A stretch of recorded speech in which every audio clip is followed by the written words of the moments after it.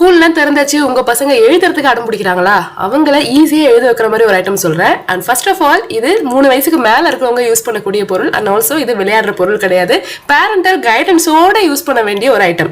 இது வேற ஒன்றும் கிடையாது, எல்சிடி ரைட்டிங் போர்டு. இதை பத்தி நான் பேசிக்கான டீடைல்ஸ் சொல்லணும்னா இதோட சைஸ் 8.5 இன்ச்சு. இது பாக்கிறதுக்கு இப்படிதான் இருக்கும். பின்னாடி ஒரு ஆன் ஆஃப் பட்டன் இருக்கும், அதாவது லாக் அன்லாக் பட்டன் இருக்கும். நீங்க அதை அன்லாக் பண்ணிட்டு இதுல நீங்க எழுத ஆரம்பிக்கலாம். இப்போ நான் அதை அன்லாக் பண்ணிட்டேன்.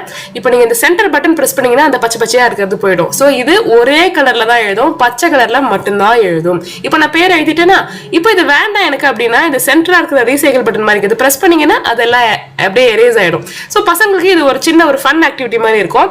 இதுல பாத்தீங்கன்னா ஏபிசிடின்னு எழுதுறேன் பாத்தீங்களா. இப்போ லாக் பண்ணிட்டு பின்னாடி இருக்க பட்டனை லாக் பண்ணிட்டு நீங்க பண்ணீங்கன்னா இது போகாது, திருப்பி அன்லாக் பண்ணிட்டு தான் இது யூஸ் பண்ணணும். ஓகேங்களா? சரி, இது எப்படி எழுதுது, எப்படி இது மாதிரி வருதுன்னு பாத்தீங்கன்னா இதுல வந்து பேட்டரி பவர்டு. பின்னாடி இந்த சின்ன ஸ்க்ரூ ஓபன் பண்ணீங்கன்னா இந்த வெயிட் மிஷினுக்குலாம் போடுற பேட்டரி இருக்கு பாத்தீங்களா, அந்த மாதிரி இருக்கும். 2 இயர்ஸ் வரைக்கும் வரும்னு போட்டிருக்காங்க. பட் ஆல்சோ யூசேஜ் பொறுத்தோ அது மாறும், வேணும்னா நம்ம சேஞ்ச் பண்ணிக்கலாம். இந்த பெண்ணை வச்சு மட்டும்தான் எழுதணும். நம்ம டெய்லி யூஸ் பண்ற பெண்ணெல்லாம் வச்சு எழுதுனா இது வந்து இதுவாயிடும், ஸ்கிராச் ஆயிடும். அது பின்னாடி பாத்தீங்கன்னா எல்சிடி டிவியில இருக்கிற மாதிரி ஒரு சின்ன ஃப்ளூயிட் இருக்கும், அது வந்து வெளியில வந்துடும். அதனால தான் நான் மென்ஷன் பண்ணேன், பேரண்டல் கைடன்ஸ் ரொம்பவே முக்கியம். இது எல்லாத்தோட முக்கியமான அட்வான்டேஜ் என்னன்னு பாத்தீங்கன்னா பசங்களுக்கு இது ஒரு ஃபன் ஆக்டிவிட்டி மாதிரி இருக்கும். ஜஸ்ட் ஸ்கிரிபிள் பண்றதுக்கு, இல்லைன்னா பசங்களுக்கு இந்த ஏபிசிடி எழுதி பிராக்டிஸ் பண்ணி அழிச்சு எழுதுறதுக்குலாம் நோட்டை வேஸ்ட் பண்ண தேவையில்லை, which is really environment friendly.